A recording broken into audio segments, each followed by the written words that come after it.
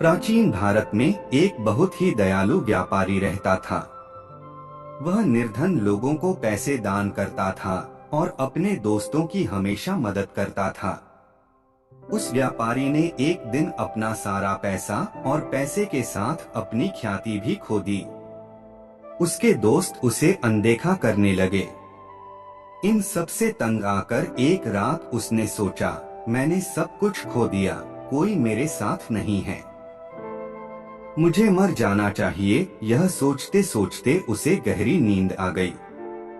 सोते हुए उसने एक सपना देखा।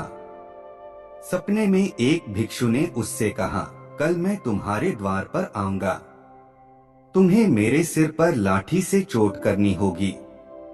मैं सोने की मूर्ति में बदल जाऊंगा। लगभग सुबह हो चुकी थी। व्यापारी जागा और सपने के बारे में सोचने लगा। फिर कुछ समय बाद एक भिक्षु ने घर के दरवाजे पर दस्तक दी। व्यापारी ने भिक्षु को अंदर बुलाया। व्यापारी ने भिक्षु के सिर पर लाठी से वार किया और भिक्षु तुरंत ही सोने की मूर्ति में बदल गया। पास से ही एक पड़ोसी जा रहा था, उसने यह सब देख लिया। लालची पड़ोसी ने व्यापारी की नकल करने का फैसला लिया।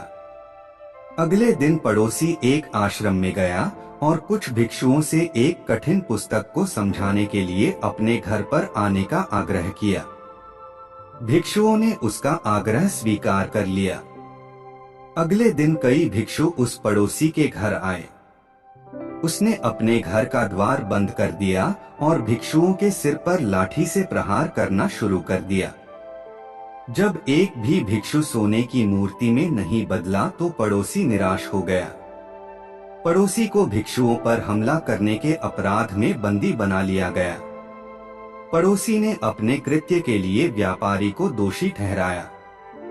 राजा ने व्यापारी को राज दरबार में बुलाया। व्यापारी ने राजा को अपने सपने के बारे में सब कुछ बता दिया। उसने कहा, महाराजा, मैंने पड़ोसी से भिक्षुओं पर हमला करने के लिए नहीं कहा।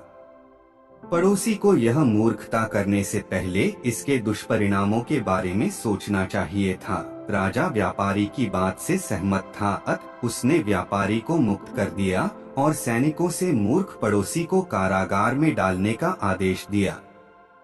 मित्रों, बिना सोचे समझे कोई भी कार्य नहीं करना चाहिए।